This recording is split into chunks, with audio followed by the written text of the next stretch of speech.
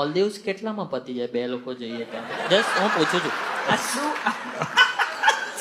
અરે ભાઈ કોઈનું આ તો પાપ જ છે. કોઈ વ્યક્તિ સેલિબ્રિટી છે તો ભાવ ના પૂછાય કે કેટલો ખર્ચો થાય થઈ.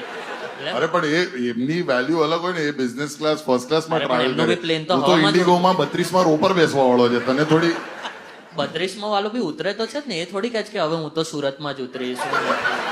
એ આ તો એવું કે કેટલા દિવસ ઇનફ હોય મોલદીવ્સ ફરવા. પહેલા દિવસે દરિયો સારો લાગે, બીજા દિવસે એવું લાગે આ પાણી જ તો છે. એવું કશું આવે છે? હા, બોર થાય. 3 દિવસ પછી તો એમ લાગે કે બસ ચલો હવે બોમ્બે. હા, કેટલું તમે સમંદર ને જોશો ને કેટલી રાઇડ્સ કરશો ને કેટલું તમે સેન્ડ ને જોશો ને કેટલું ફ્રૂટ્સ ખાશો, બસ થઈ ગયું.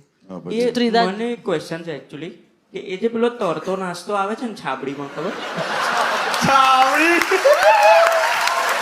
બરાબર છે. આ તમે હસો તો આ રૂટેડ સવાલો છે ભાઈ, ભારતીય જ થી જોડાયેલા. એ ખાવાનું કઈ રીતે યાર?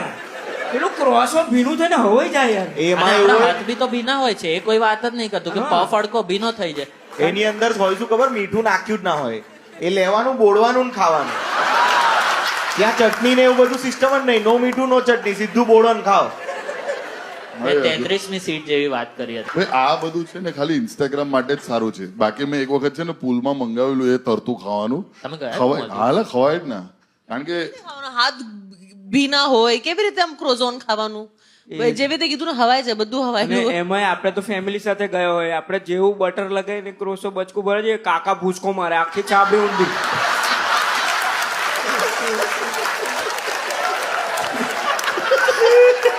મને એ ગમ્યું કે તું મોલદીવ્સ બી કાકાને તો લેતો